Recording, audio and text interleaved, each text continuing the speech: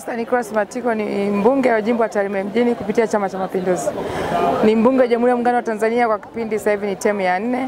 Ni mbunge mzoefu na namshukuru Mwenyezi Mungu. Sasa hivi ni mbunge katika wale walio wengi. Kwa kuna mambo mengi sana ambayo na imani nitakuwa either nayashuhudia kupitia party caucus na vikao vingine tofauti na nilivyokuwa upande wa walio wachache. Sababu walio wengi sasa hivi ndio wako na serikali, kwa maana serikali ya awamu ya 6. Kwa hiyo natarajia kwamba tutakuwa na bunge ambao liko so active. Kiangalia kwa asilimia kubwa ni wabunge kutoka na Chama cha Mapinduzi ambao sisi ndio tumekuwa na ilani ya kitaifa na tukainadi, lakini pia tukabarikiwa wananchi wakatupa rais. Tuna makamu wa rais na waziri mkuu ambaye tumempata leo. Na maspika wetu ni wabunge ambao nimekuwa nao. Zungu nimekuwa naye tangia bunge la 10. Naibu spika ni mtu ambaye nimekuwa naye bunge la 12, lakini alikuwa ni mwenyekiti wangu wa budget, namjua ni mtu aina gani. Kwa nikiwa kama mbunge hao wote wawili nawafahamu vyema. Nategemea tu na activeness ya mbunge mwenyewe.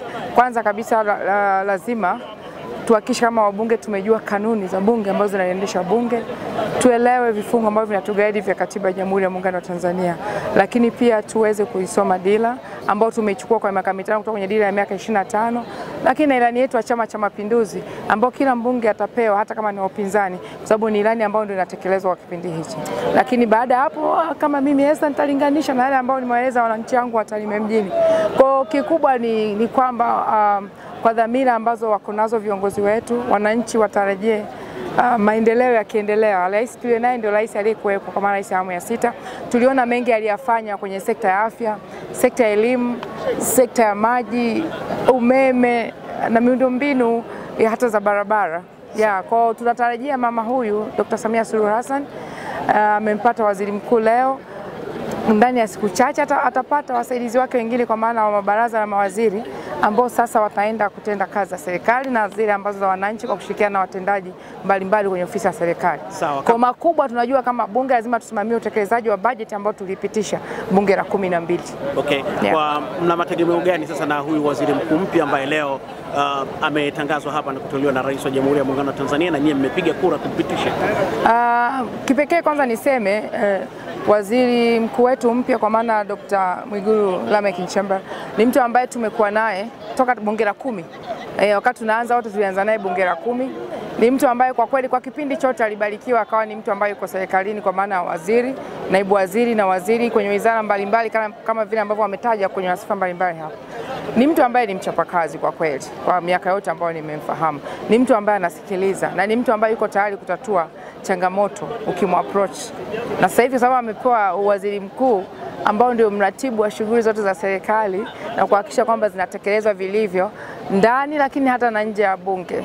Kwa tunatarajia kwamba yale ambayo kwa akiyaonyesha uchapakazi wake, hofu ya Mungu, kuwa na umoja na kushirikiana na kutamani kuiona Tanzania iliyo bora zaidi, ataenda kuyaonyesha kwa vitendo kwa kushirikiana na Mheshimiwa Rais na kabineti ambao watakuwa wameiunda kuhakikisha kwamba wanatenda kama alivyoahidi pale wakati wanashukuru kwamba ofisi za umma ni za kila Mtanzania na ziende zikatoe huduma za Watanzania vilivyo bila kupendelea, kuhakikisha kwamba wanatimiza wajibu kama vile ambavyo inatakikana kwa mujibu wa katiba ya Jamhuri ya Muungano wa Tanzania, lakini kwa ile ilani yetu ambayo tuliinadi na mambo mengine. Kwa ni mtu ambaye kwa kweli Watanzania watarajie kabisa kwamba anaenda kudeliver na anaenda kuipata Tanzania iliyo bora zaidi kama ilivyompendeza mama yetu na anavyotamani kuiona Tanzania iliyo njema na bora zaidi.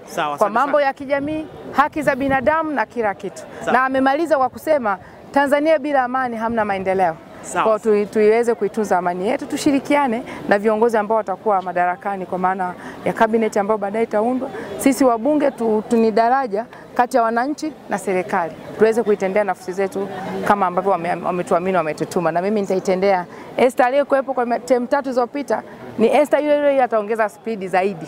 Asante sana. Ya moto hata zaidi. Kabisa, si ndio wajibu wetu? Unaikosoa na kuishauri serikali kuweza kutenda mema. Pale ambapo mtu anakengeuka unamwajibisha ili aweze kurudi kwenye line. Na ndio wajibu wa mbunge kumwakilisha mwananchi, kuisimamia na kuishauri serikali na kutunga sheria. Asante sana. Nashukuru sana.